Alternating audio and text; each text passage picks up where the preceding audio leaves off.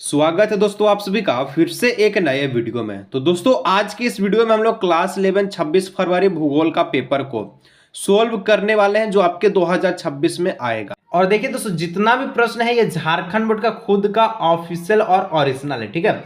तो पहला जो प्रश्न है कहता है कि पृथ्वी का आकाश संबंध निम्नलिखित में से किससे है। ऑप्शन है दोस्तों भूभाग, नाशपाती और नारंगी और सेब, ठीक है। तो पृथ्वी का जो आकार है किससे है संबंधित, तो पृथ्वी का आकार भूभाग से संबंधित है, ठीक है। ऑप्शन नंबर 1 इसका हो जाएगा करेक्ट आंसर, ठीक है। का नंबर चलिए 2 नंबर दोस्तों पूछा है कि भूगोल का उद्देश्य धरातल की, ठीक है, प्रादेशिक या क्षेत्रीय भिन्नता का वर्णन एवं व्याख्या करना है। यह कथन किसका है। भूगोल का जो उद्देश्य धरातल के प्रादेशिक या क्षेत्रीय भिन्नता का वर्णन करना है, ठीक है। यह व्याख्या कौन का, यह कथन यह कथन यानी कि यह बोली कौन बोला था, ठीक है। तो देखिए 2 का जो करेक्ट आंसर ऑप्शन नंबर ख हो जाएगा रिचर्ड हार्टसॉन, ठीक है। चलिए ऑप्शन नंबर ख हो जाएगा। 3 नंबर दोस्तों कहता है निम्नलिखित में से किस विद्वान ने भूगोल शब्द का प्रयोग पहली बार किया, ठीक है। जियोग्राफिक शब्द का दोस्तों प्रयोग सबसे पहले कौन किया है आपसे पूछा है। तो 3 का ऑप्शन नंबर ग हो जाएगा, ठीक है। ग यानी कि आपका क्या हो जाएगा, तो इरेटा अस्थनीज ने, ठीक है। ऑप्शन नंबर ग इसका हो जाएगा करेक्ट आंसर, ठीक है। जितना सारा दोस्तों उनको जरूर से कीजिएगा दोस्तों। चैनल पर पहली बार है सब्सक्राइब जरूर कर लीजिएगा। चलिए आगे नेक्स्ट बढ़ते हैं 4 नंबर।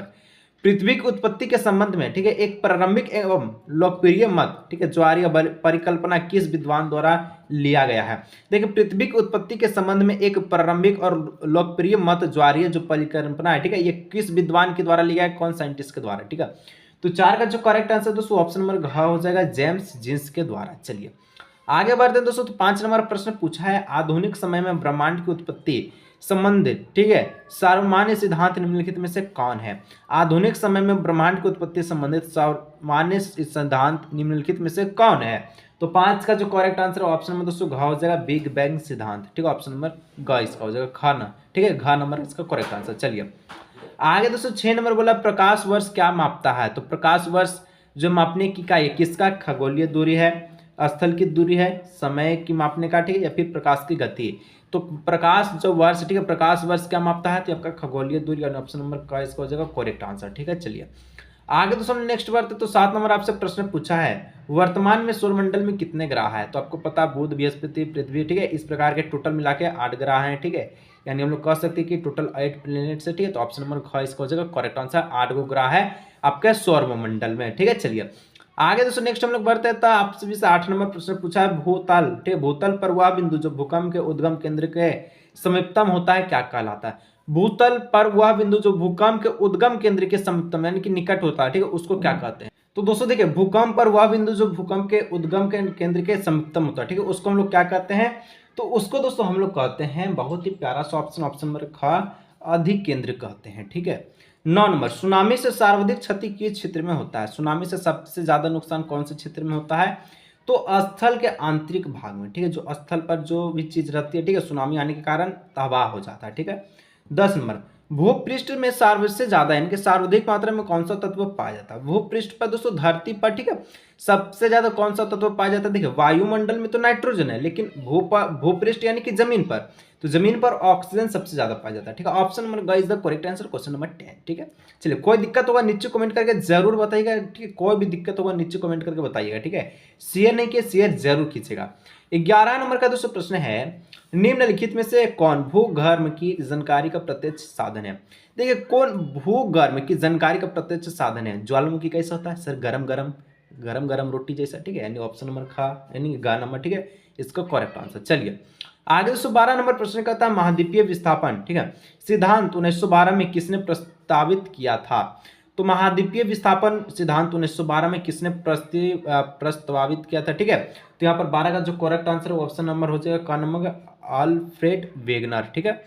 अल्फ्रेड वेगनर ने जो है 1912 में क्या किया, तो महाद्वीपीय विस्थापन का प्रस्तावित किया था, ठीक है। चलिए 13 नंबर दोस्तों कहता है निम्नलिखित में से कौन सक्रिय ज्वालामुखी के उदाहरण। सक्रिय मतलब हमेशा फफकते रहता है, ठीक है, हमेशा जो है भभकते रहता फफकते रहता है।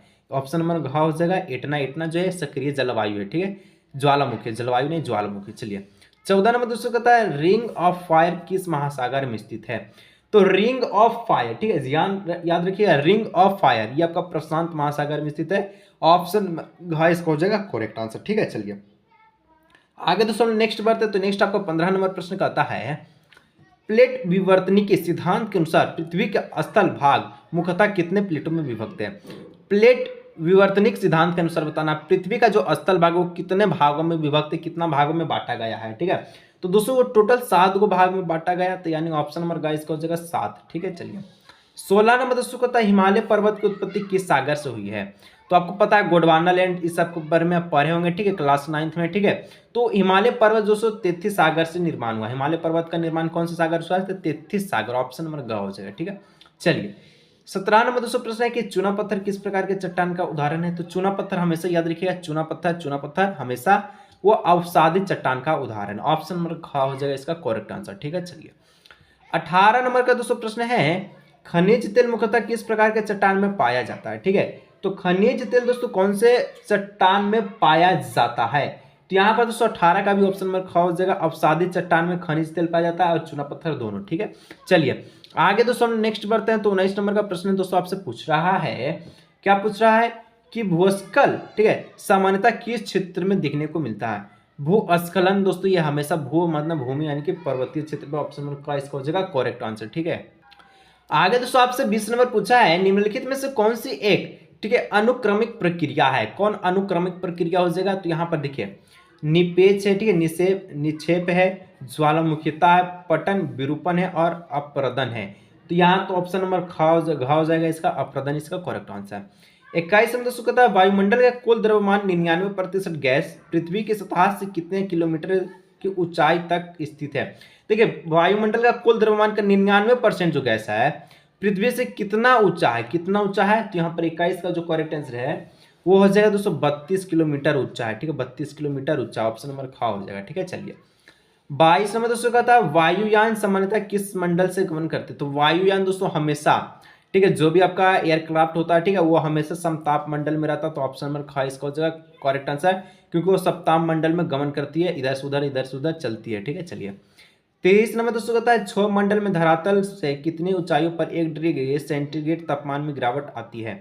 क्षोभ मंडल में धरातल से कितनी ऊंचाई पर 1 डिग्री, ठीक है, 1 डिग्री तापमान में गिरावट आती है। ठीक है, गिरावट आती है, तो इसका जो करेक्ट आंसर है 23 का वो हो जाएगा ऑप्शन में दोस्तों हो जाएगा ग नंबर 165 मीटर। ठीक है, 165 मीटर। चलिए आगे दोस्तों 24 नंबर का प्रश्न है कि निम्नलिखित में से कौन गैस वायुमंडल में सबसे अधिक मात्रा में मौजूद है। देखिए भूपट्टी वाला तो ऑक्सीजन था, लेकिन यहाँ पर आपका वायुमंडल में पूछा, तो वायुमंडल में सबसे ज्यादा गैस है 58% और कुछ पॉइंट में भी जाता है, तो जो कि गैस नाइट्रोजन, तो आपका ऑप्शन नंबर ख हो जाएगा। ठीक है, चलिए 25 नंबर दोस्तों प्रश्न करता है वह वायुमंडलीय परत जो मानव जीवन के लिए सबसे अधिक महत्वपूर्ण है।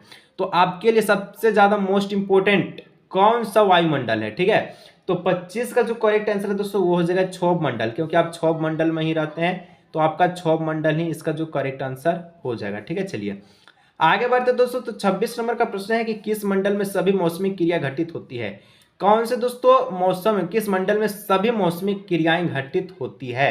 तो 26 का जो करेक्ट आंसर है वो हो जाएगा ऑप्शन नंबर का क्षोभ मंडल, इसका हो जाएगा करेक्ट आंसर। ठीक है, चलिए आगे हम लोग दोस्तों नेक्स्ट बढ़ते हैं 27 नंबर। किस मंडल रेडियो तरंग उत्पन्न करते हैं, यानी कि किस मंडल से दोस्तों रेडियो का तरंग जो है उत्पन्न होता है।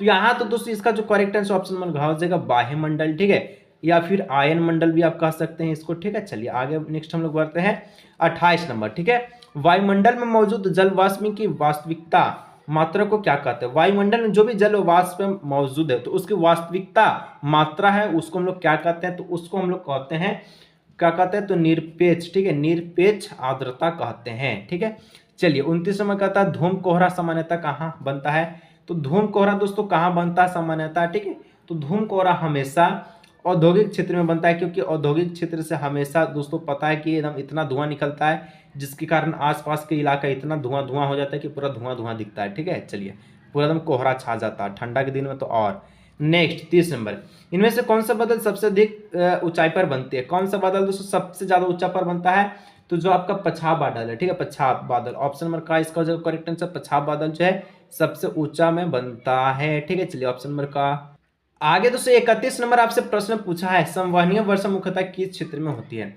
तो संवहनीय जो वर्षा है वो मुख्यतः विषुवतीय क्षेत्र में होती है, यानी ऑप्शन नंबर का इसका हो जाएगा करेक्ट आंसर। ठीक है, चलिए 32 मानव के लिए वायुमंडल का सबसे महत्वपूर्ण घटक निम्न में से कौन से है। तो देखिए आपके लिए सबसे ज्यादा मोस्ट इंपोर्टेंट घटक कौन है, तो न जल वाष्प है, न धूलकण है, न नाइट्रोजन। ऑप्शन नंबर घ हो जाएगा। ऑक्सीजन है तो सब कुछ है, ठीक है। चलिए 33 नंबर, जल वाष्प दे दिया तो ऑक्सीजन नहीं रहेगा तो होगा नहीं sir. Oxygen is the most important घटक, इज द मोस्ट इंपोर्टेंट मानव जीवन के लिए, ठीक है। निम्नलिखित में से कौन सा वह प्रक्रिया है, ठीक है, जिसके द्वारा जल द्रव से गैस में बदलती है। तो दोस्तों द्रव से गैस में कैसे बदलता है? वाष्पीकरण के कारण, इवापोरेशन का कारण। ऑप्शन नंबर खा हो जाएगा, ठीक है। ये तो बच्चा वाला सवाल है सर। चलिए 34 नंबर, चक्रवर्तीय वर्षा सामान्यतः किन क्षेत्र में दिखाई देती है? जो चक्रवर्तीय वर्षा होता है, ठीक है, वो कौन से क्षेत्र में दिखाई देता है? तो ये दोस्तों हमेशा आप याद रखिएगा, तटीय प्रकार का क्षेत्र में दिखाई देता है, ठीक है। ऑप्शन नंबर घ। 35 में दोस्तों आपसे पूछा है भूमध्य सागर, ठीक है, सागरीय वर्षा सामान्यता होती है। तो भूमध्य सागर जो है ये सामान्यता जो वर्षा होती है कितना डिग्री तक होता है? तो ये हमेशा याद रखिएगा 10 डिग्री से, ठीक है, 10 डिग्री से लेकर ये आपका 20 डिग्री तक चल जाता है, उत्तर दक्षिण अक्षांश के बीच में, ठीक है। चलिए आगे दोस्तों 36 नंबर कहता है जब जल व वाष्प सीधे ठोस रूप में परिवर्तित होती है तो उसे कहते हैं। जब दोस्तों जल वाष्प सीधे ठोस रूप में परिवर्तित होती है तो उसको हम लोग क्या कहते हैं? तो इसको हम लोग कहते हैं, याद रखते हैं, तो हम लोग कहते हैं ऊर्ध्वापातन। अगर कोई ठोस चीज है वो सीधा परिवर्तन होता है, ठीक है, अगर जल वाष्प सीधा ठोस में परिवर्तन होता है तो उसको हम लोग ऊर्ध्वापातन कहते हैं। 37 नंबर, जैव विविधता का संरक्षण निम्न में से किसके लिए महत्वपूर्ण है? तो दोस्तों देखिए जैव विविधता आपका परितंत्र है जो कि जंतु, पौधे और प्राणी तीनों सभी के लिए। ऑप्शन नंबर घ हो जाएगा सभी जीवधारी के लिए, ठीक है, आपके लिए, हमारे के लिए, जीव जंतु के लिए, बाघ के लिए, बकरी के लिए, ठीक है। चलिए पेड़ पौधे सबके लिए। 38, भारत में वन जीव सुरक्षा अधिनियम कब पारित किया गया? तो भारत में सुरक्षा वन जीव दोस्तों अधिनियम 1972 में पारित किया गया, ठीक है, यानी ऑप्शन नंबर खा हो जाएगा इसका करेक्ट आंसर। चलिए नेक्स्ट दोस्तों 39 में, जिन क्षेत्र में प्रजातीय विविधता अधिक होती है, ठीक है, उस विविधता वाले क्षेत्र को क्या कहते हैं? जिस क्षेत्र में दोस्तों प्रजातीय विविधता अधिक होती है उस विविधता वाले क्षेत्र को क्या कहते हैं? हॉट स्पॉट कहते हैं, हॉट स्पॉट, ठीक है। चालू किए का बंद कर लीजिए नहीं तो आपका नेट खत्म कर देगा। चलिए 40, रियो डी जेनेरियो पृथ्वी सम्मेलन कब हुआ? ठीक है, रियो डी जेनेरियो जो पृथ्वी सम्मेलन दोस्तों कब हुआ? याद रखिएगा 1992 ईस्वी में हुआ था, ठीक है, 1992 ईस्वी में। तो यहाँ पर ऑप्शन नंबर खा हो जाएगा।